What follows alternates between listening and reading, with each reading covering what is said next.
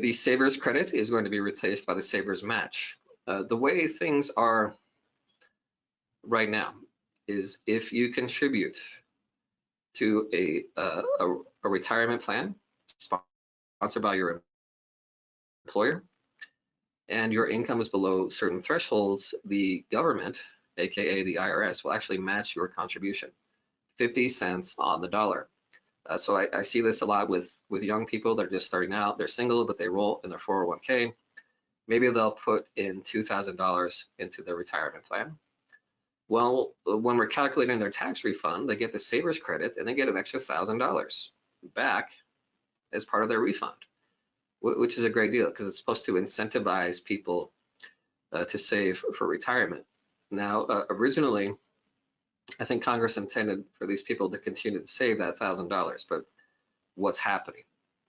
Well, instead, people are probably spending that $1,000. So beginning in, I believe it's 2025. Don't quote me on that, but I think it's either in 2025 or 2027. Rather than putting money in the hand of the taxpayer as part of their refund, they're going to put it directly into a retirement plan of their choice. So this will augment retirement savings for low-income workers.